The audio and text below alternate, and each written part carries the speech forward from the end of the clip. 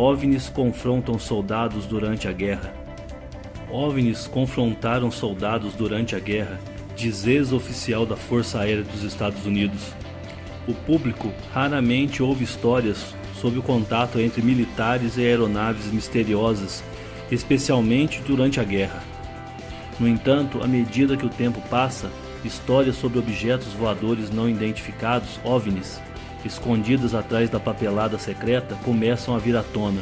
A Guerra do Vietnã contou com uma grande quantidade de atividades de OVNIs na década de 1960. Um desses encontros, em 1968, envolveu a tripulação de um barco patrulha norte-americano que relatou ter visto duas esferas luminosas pairando sobre o rio. O OVNI teria seguido os oficiais na zona desmilitarizada que separava o Vietnã do Norte e o Vietnã do Sul.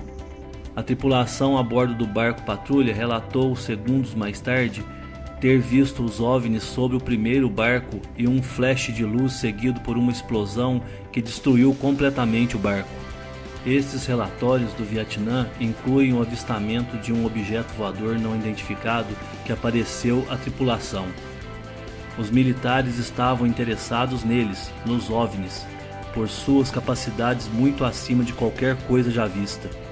Eles queriam descobrir mais sobre essa tecnologia e, francamente, a quem ela pertencia, segundo o ex-oficial da inteligência da Força Aérea, capitão George Filler. Quando estavam no Vietnã, Filler, que tinha autorização ultra-secreta, enviava relatórios para o general George S. Brown, vice-comandante das operações aéreas no Vietnã. Frequentemente, os Vietcongs ou norte-vietnamitas atacavam a base e eu tinha que explicar isso. Nós tínhamos apoio na terra e no ar, especialmente à noite, onde íamos com os helicópteros militares e eu relatava tudo o que acontecia, disse Filler ao The Huffington Post. Em grande parte do tempo havia embarcações não identificadas na zona desmilitarizada. Filler descreve um típico relatório que ele recebia e incluía suas observações para Brown. Você tem uma aeronave voando em torno de 500 nós e um OVNI junto fazendo algumas acrobacias ao redor da aeronave. E em seguida, ele voava 3 vezes a velocidade de um dos jatos mais rápidos que temos na Força Aérea. Então, obviamente, eles têm uma tecnologia muito avançada, mais do que qualquer coisa já vista. Eles me falavam isso de forma não oficial. As pessoas falavam muitas coisas sem escrever ou assinar embaixo. Estava sempre presente esta parte dos OVNIs, pois se chamasse muito a atenção, atrapalharia sua carreira. E isso é verdade.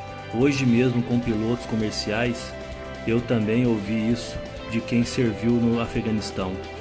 Eles disseram ter visto OVNIs e as notícias iranianas descreviam relatos de OVNIs com bastante frequência. Durante uma conferência da imprensa em 1973, 5 anos após o encontro do barco patrulha com o OVNI, Brown, chefe de gabinete da Força Aérea dos Estados Unidos, a USAF, foi questionado sobre a posição deles sobre os OVNIs. Eu não sei se essa história já foi contada ou não. Eles não eram chamados de OVNIs. Eram chamados de helicópteros inimigos e só eram vistos durante a noite e em determinados lugares. Eles eram vistos ao redor da zona desmilitarizada no início do verão de 1968. E isso acabou em uma boa batalha. E enquanto tudo isto ocorria, um destroyer australiano foi atingido e nunca achamos qualquer inimigo. Nós só encontrávamos a nós mesmos no fim.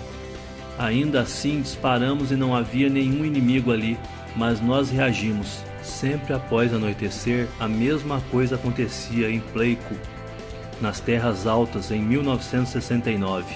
Muitas histórias de OVNIs surgiram através dos anos. Um depoimento no início da guerra, onde supostamente um OVNI foi visto pelos cidadãos de Nuremberg, Alemanha, em 1961.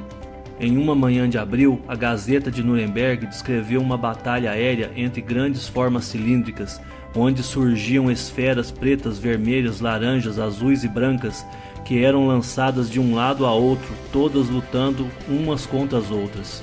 O artista Hans Glaser criou uma xilogravura do espetáculo durante a Segunda Guerra Mundial. Também na Alemanha, os pilotos das aeronaves aliadas muitas vezes relataram ver incandescências misteriosas em movimentos rápidos. Luzes circulares que foram apelidadas de Foo Fighters. O New York Times relatou isso como gíria militar para discos voadores. Filler, que documenta os avistamentos e outras notícias sobre OVNIs no site nacional UFO Center, foi uma das várias testemunhas militares de algo extraordinário no céu da Inglaterra.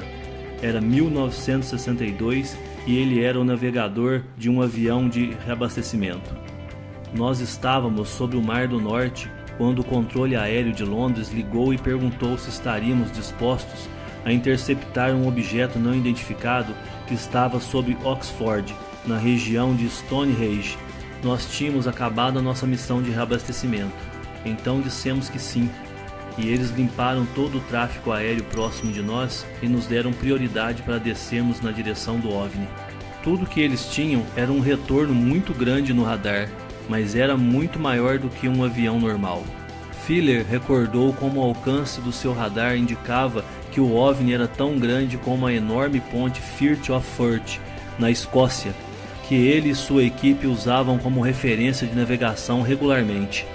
A coisa estava a 304 metros e estávamos descendo a 9.753 metros. Nós pegamos esse enorme retorno no radar quando ainda estávamos a cerca de 48 quilômetros. Estava escuro lá fora e quando chegamos mais perto do objeto, vimos as luzes à sua volta, com a forma de um cilindro, como um navio de cruzeiro. Em seguida, ele rapidamente subiu e foi para o espaço. Então tivemos certeza de que acabamos de ver um OVNI.